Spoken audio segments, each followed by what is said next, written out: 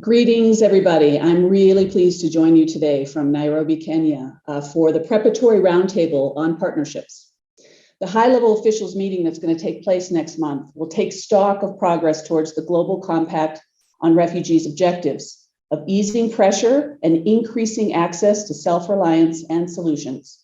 To pave the way for this discussion, today's roundtable will be dedicated to partnerships, which are key to responsibility sharing and the multi-stakeholder and partnership approach that are at the heart of the Global Compact on Refugees. The Global Compact's indicator report was launched last week, and it revealed some findings about how far the international community has progressed in this regard. I'll start our discussion by considering some of the key findings and the recommendations related to partnerships that emerged from the report.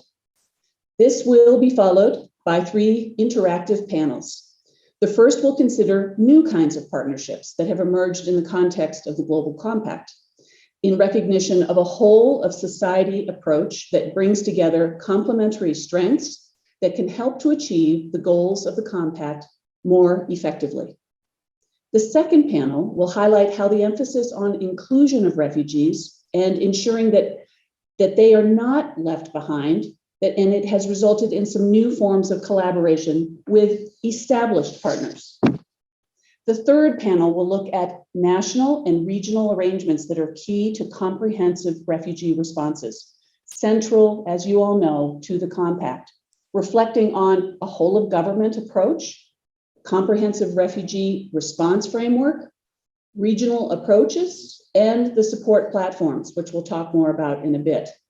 I would encourage those who are participating today, as the moderator just mentioned, to put your comments, your recommendations, your questions in the chat throughout the session. And we have a dynamic GCR team that will answer those questions, likely in real time. Turning to the question of what we've learned about partnerships from the indicator report, I want to recall that this report covers a period starting in 2016, when the New York Declaration, as you all know, again, was adopted, setting out the comprehensive refugee response framework, and it called on the development of the Global Compact on Refugees. We can see from the data that's available to us that significant progress has been made since. We first started implementing that comprehensive approach, which is at the heart of the Global Compact. And at the same time, we also see through the indicator and the data that is presented in the report that more needs to be done, particularly in the area of localization. First, the number of partners contributing to the responses increased significantly, and you'll see this on the slide in front of you. Between 2016 and 2020, by strengthening partnerships and promoting interagency coordination, including for mixed movements, UNHCR coordinated 6 regional refugee response plans. These included Burundi, the Democratic Republic of the Congo, Nigeria, and the South Sudan response plans. The regional refugee response plans in the response also to the Syria crisis, which we call the 3RP, was co-led with the UN Development Program. And the regional refugee and migrant response plan for refugees and migrants from Venezuela was co-led with the International Organization for Migration. In addition, UNHCR and IOM continued to co-lead the joint response plan for the Rohingya humanitarian crisis in Bangladesh. This brings the total number of interagency country plans developed in response to a specific refugee population to 42. Between 2016 and 2020, the number of national and international partners supporting the refugee response plans nearly tripled from 364 to 1,036. There was a 2.5-fold increase in the number of country refugee plans from 17 in 2016 to 42 in 2020. This was due to the establishment of the new regional plans during this period for the Democratic Republic of the Congo and the Venezuela situations.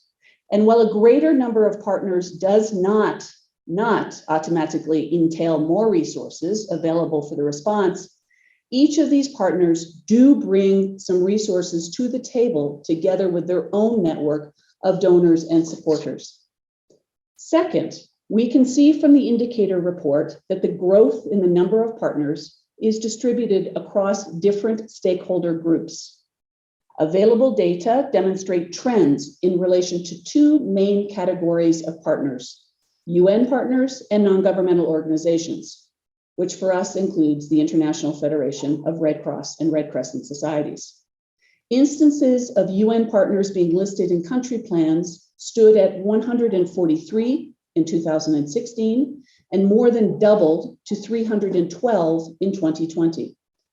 Instances of non-governmental organizations being named in country plans more than tripled from 221 in 2016 to 678 last year in 2020. Internal evidence from within UNHCR demonstrates a similar rise in support for refugee responses from the private sector, although this may or may not reflect a system-wide trend.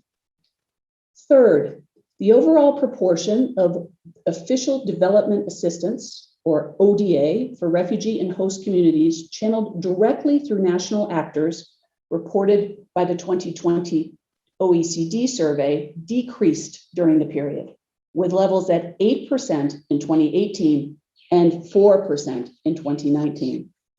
The percentages are well below the target agreed by major donors and aid organizations under the Grand Bargain in 2016. And this was to provide 25% of global humanitarian funding to local and national responders as directly as possible by 2020.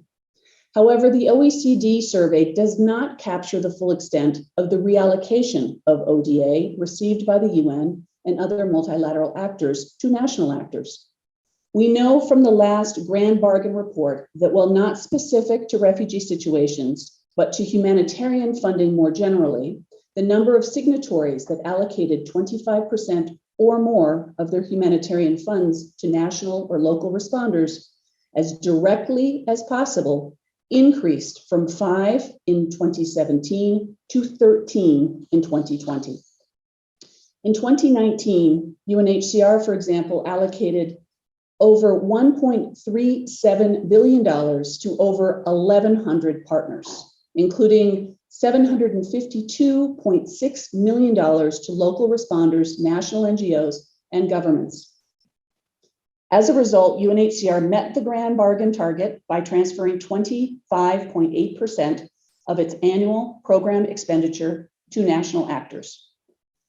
The proportion of ODA delivered through national actors is highest in countries in the Middle East and North Africa regions, which was 12%, and in Europe, 9%. However, there were notable changes during this time. In 2019, donors reduced bilateral ODA channeled to national actors in the Middle East and North Africa region and Europe, while they increased it in Asia and the Pacific and the Americas, where the proportion rose significantly, even though still lower overall. Finally, partnerships have been central to the national and regional arrangements envisioned by the Global Compact on Refugees to facilitate comprehensive responses. The third panel you'll hear from today will be an opportunity to look at some of the new tools and those mechanisms that the Compact has provided us with and how far we have come in operationalizing them. We will hear that the perspective of a country that employs a national arrangement as set out in the Global Compact. Uganda's Comprehensive Refugee Response Framework Secretariat is a prime example of how the new approach for the comprehensive refugee response is being applied. We will also hear from a country that adopts a whole of government approach to protection and to solutions. We will also look at innovative regional arrangements, such as the Refugee and Response and Resilience Plan for the Syria situation, and the so-called MIRPS, the Comprehensive Protection and Solution Strategy for Central and North America, as well as the support platforms. 3 support platforms were launched for the Global Refugee Forum in 2019. The platform for the solution strategy for Afghan refugees, a platform to support the efforts for countries in Mexico, in the Northern Triangle of Central America, as I just mentioned, the MIRPS, and the Intergovernmental Authority on Development, IGAD's support platform, which builds upon the pre-existing Nairobi process. Since their launch, progress was made in expanding the base of support, including through greater involvement of development actors, and multiple stakeholders are actively contributing to the support platforms as members and in the core groups. The platforms have been consolidated as effective state-led mechanisms to promote a coordinated regional response. They gather all relevant stakeholders and galvanize the most relevant humanitarian development, peace building, and public and private sector initiatives. And most importantly, they place refugees and their hosts at the very center of the response. Meeting the goals of the Global Compact on Refugees means bringing new partners to the table, strengthening our current partnerships, and advancing innovative national and regional approaches in refugee situations. We really look forward today to hearing more about how we have progressed and where more engagement is needed, including how we look ahead to preparations for the next Global Refugee Forum in 2023. With this, I'm pleased to give the floor to Mr. Ahmed Mudassir Wahidi. He's the social entrepreneur and founder of Wa Mantu, who will be moderating our first panel today on new partnerships. Mr. Wahidi, the floor is yours. Thank you very much. Thank you so much, Ms. Clement. Good morning, good evening, and good afternoon, distinguished guests, ladies and gentlemen. It's a pleasure for me to be the moderator of this session. As mentioned, I am Ahmed Mudassir Wahidi, one of DAFI alumni and DAFI Plus member, and also TRSN member. Okay, we have a great panel with us today. Let me start by introducing them. First, we have Ms. Humaima Amrayev, Pro Bono Legal Officer, DLA Piper. Dr. Humaima is Libyan academic and Pro Bono Legal Officer at DLA Piper. She is from a refugee background. She plays a key role in implementation of DLA Piper strategy related to displacement people, manages their flagship program to empower refugees. Great to have you, Dr. Humaima. Next, we have Ms. Jojo Ferris, Head of Olympic Refugee Foundation. Ms. Jojo Ferris is responsible for the social development to the sport unit of the International Olympic Committee.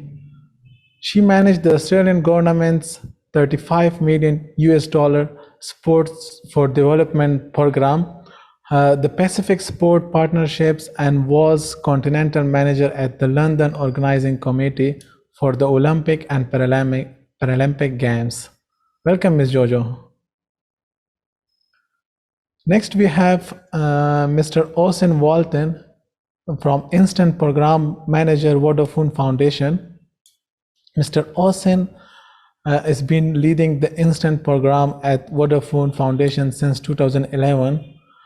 Instant Network Emergency Response has delivered communication to hundreds of aid agencies and millions of disaster victims or displaced people in our 20 emergencies worldwide, leveraging technology and the expertise of group of our 100 specially trained Vodafone employee volunteers in 19 countries.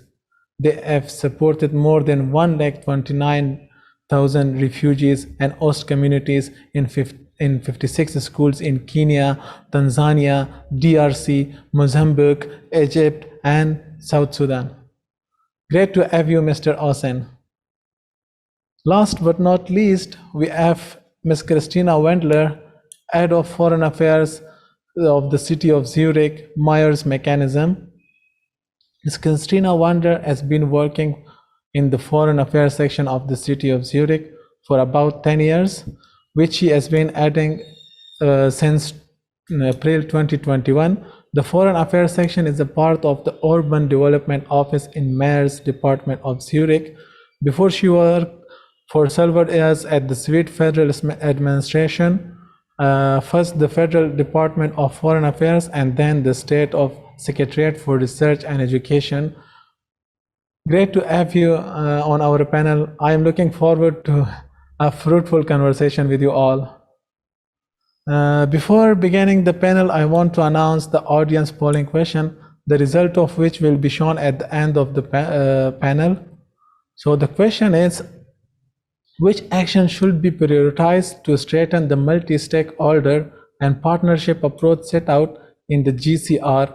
Please order by the level of priority. First, we have engaging new non-traditional stakeholders in comprehensive refugee responses.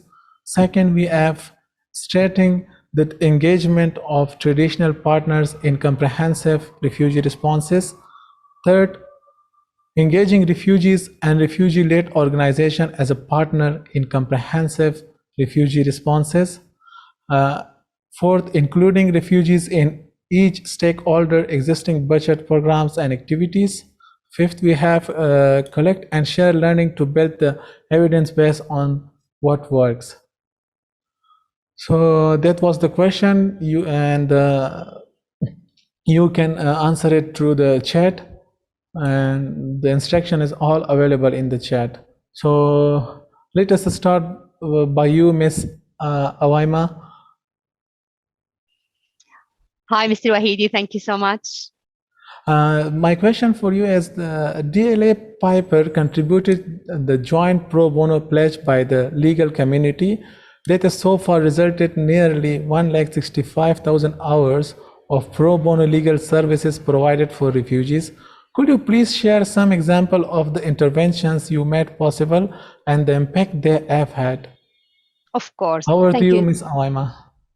Thank you so much, Mr. Wahidi. So yes, DLI Piper is one of the founding signatories of a joint public-private sector pledge made by over 100 legal and refugee rights actors who agreed to work together to improve access to rights, justice, and solutions for displaced people. The pledge is coordinated by Belnet, which is a global public interest law network. So the private sector pledgers, including DLI Piper, committed to provide over 127 pro bono hours every year. As you mentioned, in 2020, they managed to provide 165,000 pro bono hours. I am anticipating the number is higher this year, given how engaged the legal community is in responding to the legal needs arising from Afghanistan. So even before joining the pledge, refugees' rights was an area of focus at DLI Piper, and therefore I was hired to coordinate their legal educational program for refugees and asylum seekers. We called Know Your Rights, which is a program for refugees and run by refugees like myself. So in line with our commitment under the pledge, we have continued undertaking this project and other pro bono projects, and we worked with Belnet to track our pro bono hours, explore opportunities, and grow refugees' rights pro bono across our 40 offices around the world. In France, for example, we set an asylum clinic to provide asylum seekers with a representation during their interview at the first instance level. In addition to our own projects, we also have been involved in other impactful projects with other lecturers. In Hong Kong, for example, DLI Piper and for other firms have developed a project to assist recognized refugees to apply to the Hong Kong Immigration Department for work authorizations.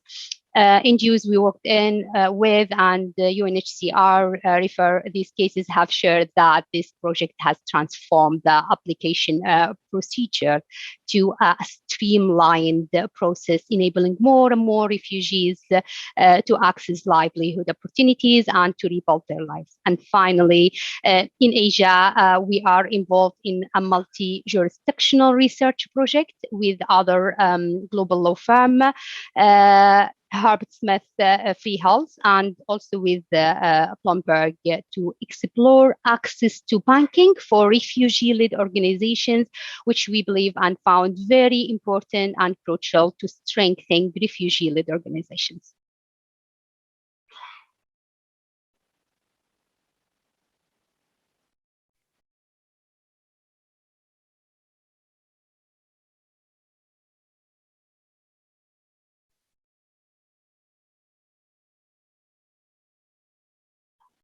And I think this is the examples I wanted to share with everyone today, Mr. Wahidi.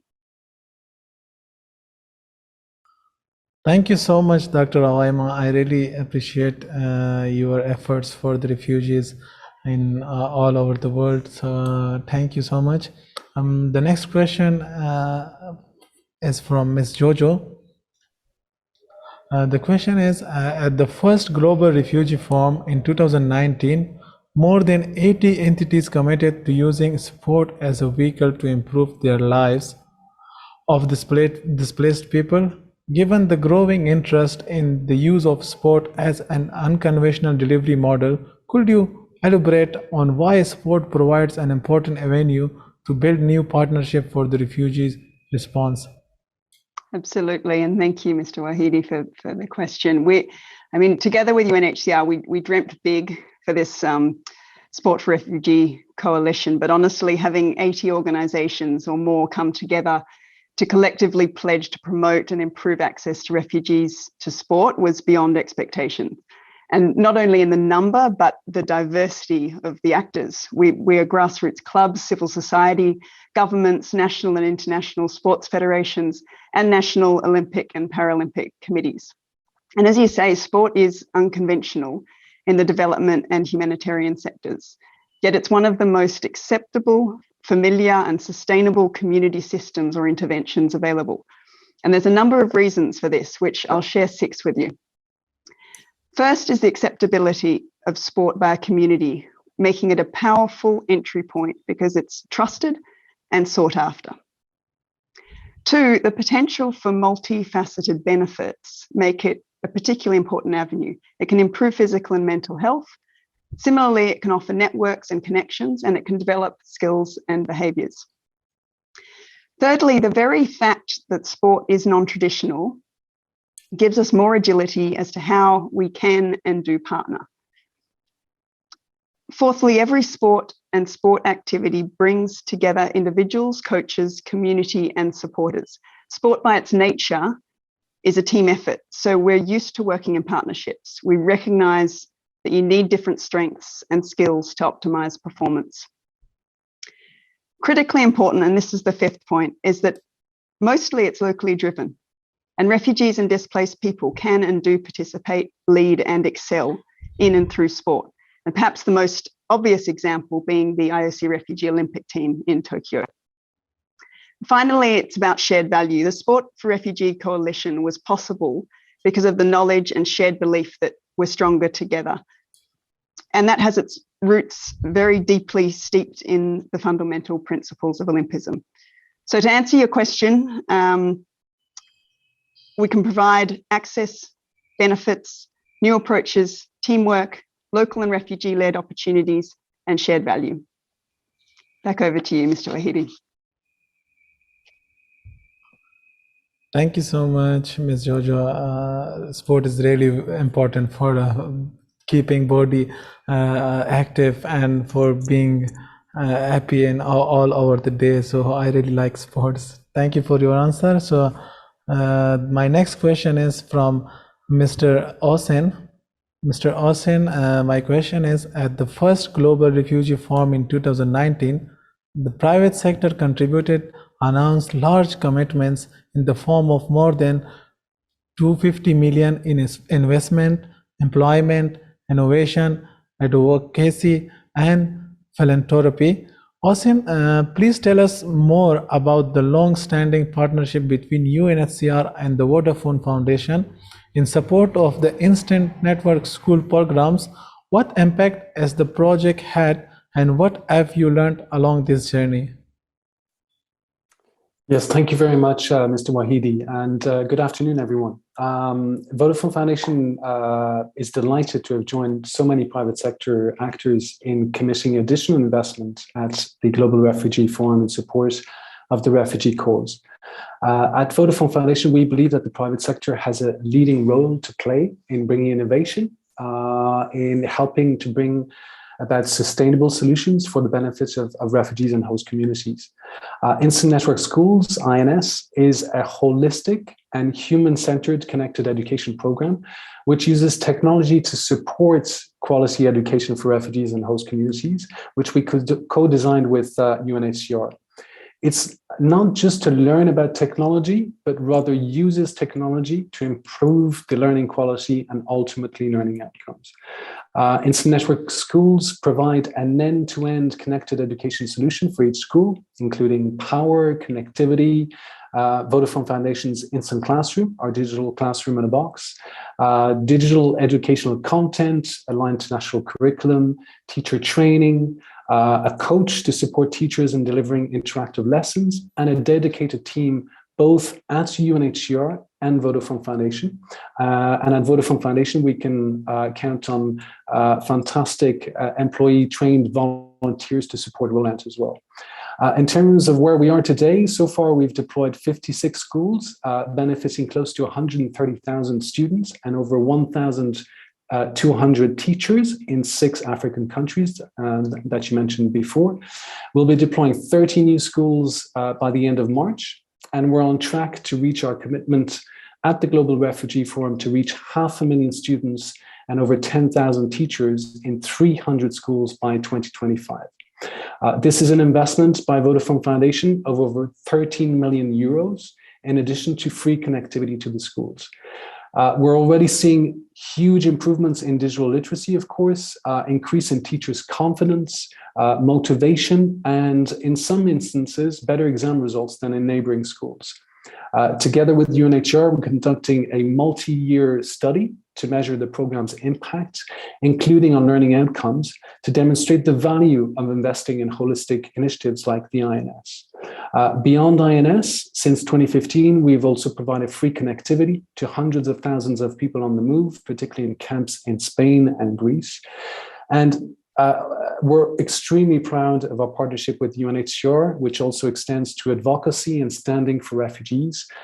We at Vodafone Foundation, the charitable arm of Vodafone, leverage the business assets beyond our funding, such as employees, partners, suppliers, and customers, to support UNHCR and the cause of refugees. And I would really like to thank UNHCR for their openness, their trust, and how they keep adapting to challenging environments and to new ways of working. I'm conscious of time, so maybe I can share a bit more later. Thank you very much, and back to you, Mr. Wahidi.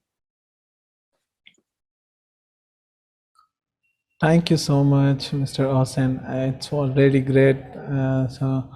Let's move to Ms. Christina Wendler. So my question from Christina is, during the first Global Refugee Forum in 2019, several cities made pledge to implement the Global Compact on Refugee and the Global Compact on Migration in unison.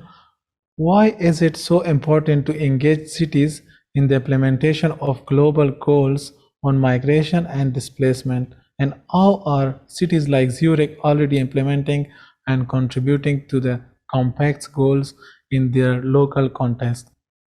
Over to you, Ms. Christina. Thank you very much for the question. And thank you to UNHCR for inviting the city of Zurich to this roundtable, which is also an acknowledgement of the role of local governments as partners in refugee cooperation. I'm here today not only as representative of my city, but also to represent cities a bit more broadly on behalf of the MES Migration Council and the MES mechanism, which aim to ensure that local governments are included in international policy-making forums on refugees and migration, such as the GCR. Why is this so important? Today, 7 out of 10 people of concern to UNHCR live in urban areas, and most probably the climate crisis will only increase these figures. As the level of government closest to the people, cities bear the greatest responsibility in protecting and assisting all residents regardless of their residence status. Around the world, cities are already doing extraordinary jobs in including refugees and coming up with pragmatic solutions to the challenges the host and refugee populations are facing. And we are committed to do more. We are ready to share the responsibility for the GCR, since no global political commitment from our perspective can be fulfilled without implementation on the ground, which always happens at the local level. But as long as we are faced with restricted mandates, scarce resources, and international agencies that create parallel service delivery systems instead of working with us, the true potential of cities remains idle. In December 2018, city leaders endorsed the Marrakesh Mayor's Declaration, committing to implement the both compacts in union and calling for the recognition of local governments as key actors and partners in the implementation and review of both compacts. Collectively, cities are seizing the platforms of the global compacts to claim our rightful place in national and global refugee policy making, which will be all the more successful if it is inspired by well-established local solutions. And this is also a reason why the Mayor of Zurich is a founding member of the Mayor's Migration Council, exactly to make the voices of the city heard at global level too. At the same time, and this is an example from Switzerland, the city of Zurich is participating in an alliance of Swiss cities that advocates for an increase of refugee admission and resettlement quota in Switzerland, while signaling also their willingness to receive and include more refugees in their cities beyond the currently agreed distribution system. So this is what I can tell from Zurich and from the perspective of the cities to this question. Thank you very much. Back over to you.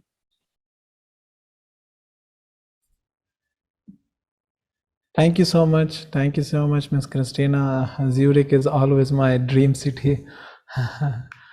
Before moving to the next round of the questions, I would like to remind the audience to answer the polling question in the chat. The directions are available in the chat, okay? So my next question is from Ms. Amaima.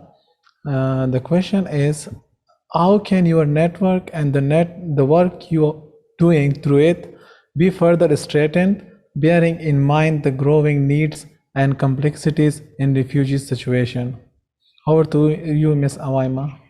Thank you so much, Mr. Wahidi. So I would say that addressing the diverse and growing legal needs of refugees and access to justice gaps required effective and sustainable multi-stakeholder partnership and collaboration across a variety of sector and actors. The pledge was designed with this in mind, and therefore we have 4 areas of focus, whether for us as DLI Biber or Belnet or other actors involved in the pledge. One of these areas is related to involving refugee communities and refugee-led organizations in the pledge to identify legal needs, to co-design solutions and mobilize the legal community around these. Refugees are expert by experience, and Belnet and DLI Biber realize this, and therefore people like me are always in the center of all discussions and consulted directly and at all stages. Belnet has also been proactively reaching out to various regional arms of the Global Refugees Lead Network as one of the refugee led initiatives,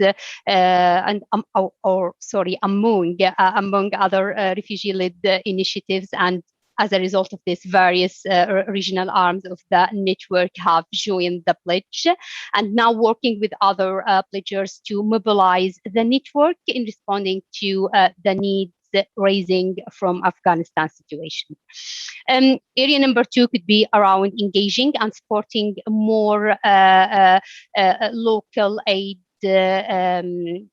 providers and empowerment actors through the pledge. We are aware that local providers lack of resources, and therefore the private sector pledgers seek to strengthen their capacity. For example, DLI Biber work with ILPA in the triage system for Afghan cases recently established in the UK. The third focus area is related to expanding the network, including to ensure greater engagement from legal actors in Africa, Middle East, and Latin America. DLI Piper has offices in all of these regions and working with PELNET to strengthen local legal actors' ability to respond to the legal needs of refugees. And finally, also we try to work hard in the area of raising awareness of the importance of the legal assistance for refugees and encouraging greater pledges in this area at the next Global Refugee Forum, as well as the mobilization of funds for local legal aid providers and to strengthen the coordination of this work. The Pledge Network is seeking to develop regional models for the implementation of the pledge, but this, of course, would require lots of resources. Thank you. Back to you, Mr. Wahidi. Thank you so much, Ms. Umaima. Now my question is from Ms. Jojo. Ms. Jojo, my question is, looking forward and based on the experiences of the Olympic Refugee Foundation, what will be key elements to take into account to succeed in creating innovative partnerships through the use of safe sport? Thank you. Over to you, Ms. Jojo. Terrific, and thank you to all the panelists. I think I could add a few more lessons into my response now after hearing from you, but I've already talked a lot about the Sport for Refugee Coalition, so let me share another example with you around the Olympic Refuge Foundation's partnership model adopted in Uganda, which has led to the creation of Game Connect. This was a fairly unconventional consortia of partners that came together, including the National Olympic Committee, UNHCR, a local NGO, Youth Sport Uganda, and 2 international NGOs. And actually, Dr. Amrayaf, it's interesting because we also include a refugee legal services in referrals as part of the program. The Sport for Protection intervention is being delivered in settlements and urban slums across the country, supporting the mental health of young people affected by displacement. And looking forward, following this example and model, in 2022, we'll launch another program with a consortia of partners in Paris. And in addition to the consortia of delivery partners, and I refer back to Ms. Wandela, you'll be pleased to hear that we're in very close contact with the Vie de Paris and other important institutions, Paris 2024, the National Olympic Committee in France, and generously supported by the French government. In both cases, the lessons we've learned is that we need to invest a lot of time building the consortia with each partner, bringing different assets, playing to their strengths. And across both consortia, there's a representation of the local context. Refugees are at the centre of the way the partnership operates.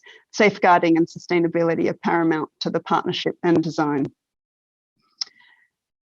As I mentioned with the Sport for Refugee Coalition, these partnerships we're delivering together with UNHCR, we're delivering on the Global Compact. Specifically, Article 44 acknowledges the role of sport and the Olympic Refuge Foundation.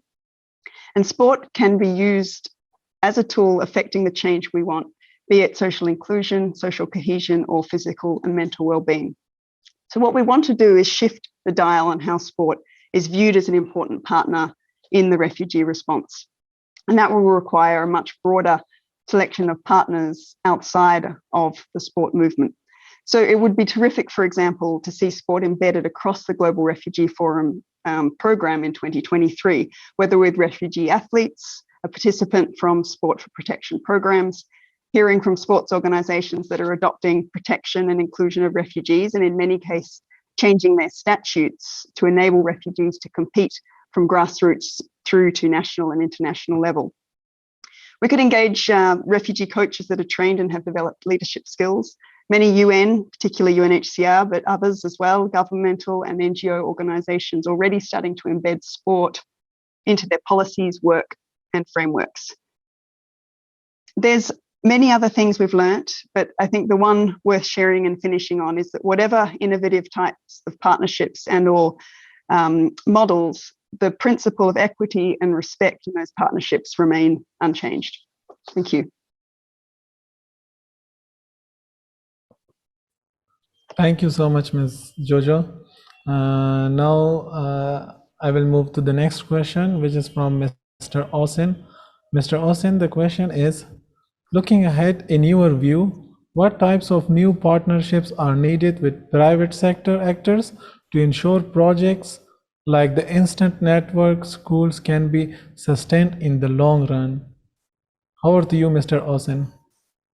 Absolutely, Mr. Wahidi. We will only be able to address challenges together, such as SDG 4, which is for every child to access quality education. So partnerships are key. Picking up on some of our learnings and coming back to your first question, my message to companies wishing to join as new partners would be in 5 points. Number one, your roadmap and intervention should contribute to addressing wider society challenges and not just be your standalone company's goals or own interests. Public benefit should always be the priority. And if you're delivering meaningful impact, people will ultimately talk about it. Our roadmap, for example, are the SDGs and the Global Compact. Number two, be in it for the long term. Partnerships take time to build and get results. It takes 20 years, for example, to educate a child. By 2025, Vodafone Foundation will have been working with UNHCR for over 12 years. Number three, design the partnership based on needs, not just on what you have to offer, involving beneficiaries and local stakeholders, creating a holistic solution, building on each partner's strengths with clear roles and responsibilities, and focused on impact rather than big number outputs. Number four, allow for things to sometimes fail, for iteration, and be prepared for hard work. It's much easier to sign checks. Try and have a dedicated team within your organization to deliver the program alongside partners, or at least have a focal point who can help partners leverage everything your company has to offer. And finally, think from the beginning of sustaining the program beyond your investment timeframe, integrating international and international systems. Measure the impact of your program against its targets and wider society goals to increase the chances of other investors joining and sustaining the program. So we continue to learn every day. We take so much pleasure seeing the impact of our interventions, but there is still a lot to do. So please feel free to reach out to us or to UNHCR if you'd like to be involved. Thank you. Back to you, Mr. Wahidi. Thank you so much, Mr. Osen. Now my question is from Ms. Christina. Ms. Christina, the question is, looking forward with an eye to the Global Refugee Forum in 2023, how can the international community strengthen its partnership with cities, and what could that look like concretely? Over to you, Ms. Christina. Thank you so much for this question. I would like to talk a concrete action.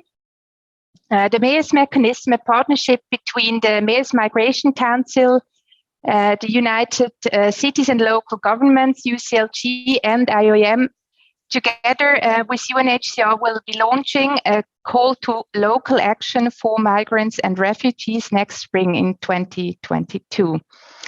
The objective of this call to action will be to further promote, showcase, and support our efforts in favor of human rights-based migration and displacement governance, and also to illustrate the obstacles and opportunities cities encounter. It will provide a one-stop shop for cities to support the implementation of both the GCM and the GCR, and it will increase and streamline our access to formal stock taking and review procedures, such as the GCR pledging process, for example. Through this effort, we hope to firstly foster transparent and meaningful city-led participation in the formal GCM and GCR implementation and review process.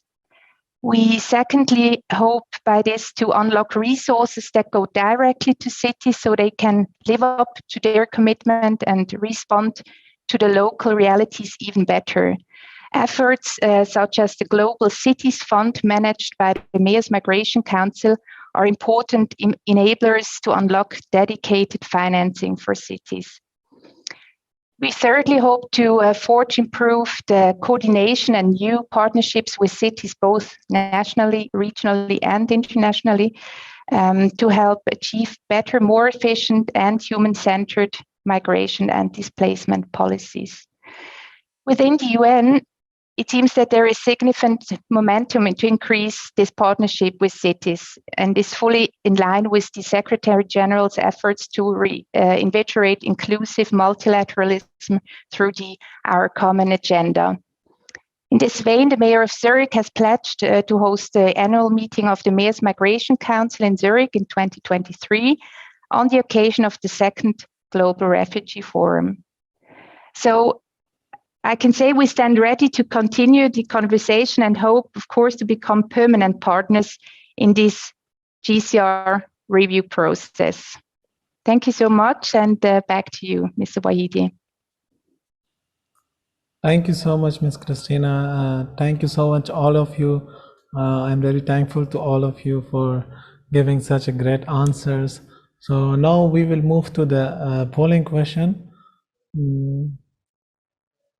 The question was, which action should be prioritized to strengthen the multi-stakeholder and partnership approach set out in the GCR?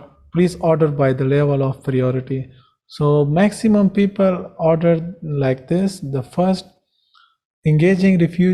number is engaging refugees and refugee-led organization as partners in comprehensive refugee responses.